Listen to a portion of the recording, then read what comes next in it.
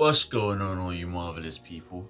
It's Madman State, and I'm back. Today, however, I am not doing a reaction video. I am going to do a review. So, for those of you who may not know, I'm a musician. I'm also an artist. I draw, I create, I write rhymes, I produce, I play guitar, I do a whole bunch of stuff. But basically, the first creative outlet I ever did really immerse myself in was drawing. And, you know, I grew up watching a lot of manga and anime. And a particular anime that, for those of you who may not realize, has massively influenced the shape of my life is Dragon Ball. I am a fanatic about Dragon Ball.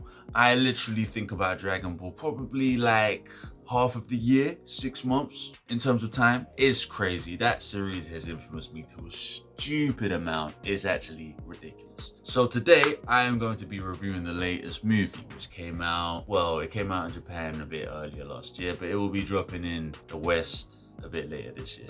Dragon Ball Super Superhero. Now, before I even start reviewing the movie, I just want to give you a little backstory about Dragon Ball and me. So, you know, before it became super massively popular in the West, around like, 2099 when it came to Cartoon Network and Funimation, I actually used to travel to Spain, yes, I'm Spanish, to see my family, and in the 90s as a child, and I was exposed to Dragon Ball much earlier than all of you lot here in the West. I used to watch it in Spanish, although my Spanish wasn't the greatest, but I was able to understand a little bit the stories, and from then I was just hooked. More specifically when Dragon Ball Z, when I started watching that. So now moving on, looking at the revival of the Dragon Ball series, specifically through Dragon Ball Super. It was announced in 2014 or 13, roughly, Battle of Gods, which I thought was good. I watched it. It didn't really grab me crazily. I did enjoy watching it, just being a fan of Dragon Ball and just excited that it's come back to the big screen. But I thought, you know, it was a nice little movie to make me reminisce. It was just nice to watch Dragon Ball once again. Now, the film that followed, Resurrection of F, Frieza. Like, just a side note, Frieza for me is like, just forget manga and anime, just in fiction and just movies and comics and everything, like series, everything, TV series, everything. Frieza for me is the best villain of all time. He's up there, man. He's up there. Maybe Darth Vader follows him secondly, but Frieza for me is just the sickest bad guy. What he did for Dragon Ball is just crazy, even in the original series. So when they brought him back in the movie, I fell off my chair, man. I was literally ecstatic. I was excited. When I watched the film, I liked the film. The film didn't get great ratings by critics, although it did perform really well at the box office, but I was enthralled by it just to see Frieza come back to life and just them bringing him back in the series. I was like, yo! So, cut a long story short, I was now hooked. I was like, yo, what are they doing now? Dragon Ball Super, okay, they're doing these movies and bringing back enemies, and it's a bit interesting. And so then they announced the series that followed. I watched the series. Initially it was a bit slow, but when it started just, you know, kind of breaking down the movies that they'd done, Battle of Gods and then the Frieza movie. And then after that, it picked up for me a little bit as it got into the universes and stuff. When they did the Tournament of Power and they brought Frieza back for that, it was mad. It was mad. I cannot describe the excitement that was running through me. I felt like the 5, 6, 7-year-old in me just wanted to get up and scream and just punch the TV. But it was just mad. The way that the series ended, Tournament of Power, with Goku and Frieza teaming up, and so I was literally like, yo, they did it justice. I was surprised that they were able to revive the Dragon Ball franchise in such a way, and I was just really at a loss for words that they pulled it off. Obviously, no shade on GT, but we know what that's all about. Whereas this one actually did it. So after that, the series was done for a bit, and then I was kind of like wanting more. I was like, oh, but in the back of my head, I kind of knew how much more can they do. There's always a little bit of a limit with Dragon Ball in terms of like the powers they reach, and then the stories, and now they divulge into so many universes. I was a bit mindful that how can they keep pushing the envelope. Then they announced the Broly movie. The Broly movie was good. I liked it.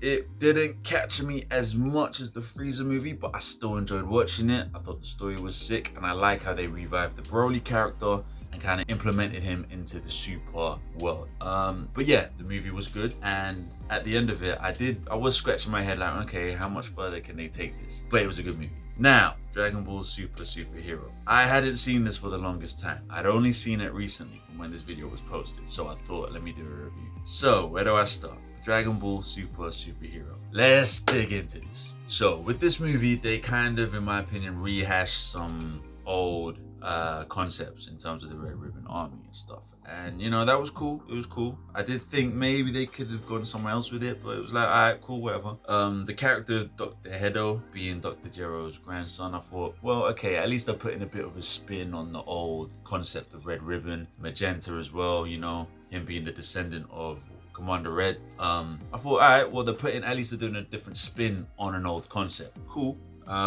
Yeah, I thought it was interesting, obviously, how Goku and Vegeta weren't the main focus, but I thought it did give scope for Gohan and Gohan fans and Piccolo fans to really delve their teeth into it. And what I did like about it was the focus on Piccolo. He really kind of shined in this movie for me. I think he was the best character in the movie. I know all you Gohan fans will be like, it was Gohan. But for me, it was Piccolo. Yeah, he just really drove the story, and we saw a different side to him as a protagonist, which I thought was great. But yeah, as for Gohan, you know, he's never really been my favorite character in the Dragon Ball series. But yeah, it gave him a bit of focus as well. But yeah, like I said, it was more about Piccolo for me. So just some of the pros and cons regarding this film. It caused a little bit of hurrah regarding the CGI. Now, I won't lie to you, even me myself, I was a little bit apprehensive when I saw the CGI that they opted to use throughout the whole film. But upon watching the film, I was actually not that put off by it. It actually did it justice. It actually captured the essence of the 2D and formulated it into a 3D version. And it literally embodied the brand of what Dragon Ball is. I can't lie. I was actually quite surprised by that, and it didn't throw me off whilst watching it. It was different, but it didn't throw me off. So I don't think the CGI was bad. I think it was good. I think it was actually quite good considering I was more worried. I think the characters of Gammas, they were alright. I did like them. The only thing I wasn't quite sure about was the using Cell Max. I thought a little bit, you know, too much throwback, a bit too, like they couldn't have come with better options. I don't know, but it was alright for what it was. I think the actual fight in itself was actually quite good, between Cell Max and all the main heroes. In terms of other characters, I was a bit disappointed with Gotenks, like Goten and Trunks coming back and they didn't fight individually. I thought it was a bit silly, like Gotenks being like, well, he fused to the fat character and it was just like comedy relief. I just thought it was a bit silly. Like I would have preferred to see Goten and Trunks turn into Super Saiyans and do their thing, especially now that they were teenagers. You know, but apart from that, everything else was good. The fight scenes were really good, really intense. Transformations. Now, I don't know, when it comes to Dragon Ball, I kind of think like, how much further can you push the envelope with transformations? I think Super Saiyan gods were quite extreme. I did like them, but I thought maybe let's stay there. Ultra Instinct was different, which I thought was good. It was a different kind of transformation, more based on what the teachings of Whis and all of that. So I thought that was acceptable. Now, with Gohan's new transformation, can someone please tell me what that was about? He looks like he's reached Ultra Instinct. I don't know, but I'm like, what form is this? I've searched online, I cannot find a definition of it. I don't know how I felt about that form. I don't know what it is. Is it Ultra Instinct or is it just another Super Saiyan? But then is it even Super Saiyan God? What is it? Someone please tell me. I wasn't a fan. As for Piccolo's form, I was worried when watching this film because I thought I'd seen it in clips and stuff before I watched the film. But upon seeing his form in the film, it wasn't that bad. It was alright. It was passable for me. And it gave another layer to Piccolo as a character, as a fighter, which I thought was pretty cool. Aside from the transformations, the little clip of Goku and Vegeta sparring was really actually quite good. That was the first scene that put faith in me in terms of the fighting scenes with using the CGI, and it just flowed from there for me personally. Because I was expecting to maybe not like this movie the most, but I was actually surprised. Just a quick pause, and I just wanted to say something on the side of this as well. I was watching another review by Chris Stockman. I'm talking to you, Chris Stockman. Now, on the internet, it's quite popular with the opinion that Goku is a deadbeat dad. I want to defend my guy. Goku's one of my biggest role models in life, period, yeah? I want to defend my guy. You know why? Let me say this. Chris, you mentioned on your video that Piccolo literally raised Gohan, right? Okay, you trained him during the Saiyan Saga, right? Cool. But, how can you raise a kid if you're dead, bro? The hell, man? Leave Goku alone. Give him some slack, man. What the hell? Like, you know what I'm saying? That's my guy. Don't be sending for my guy. I will come to your house, bro. No, I'm joking, but real talk, all this talk about Goku being a deadbeat dad, you gotta really deep it. You gotta really realize.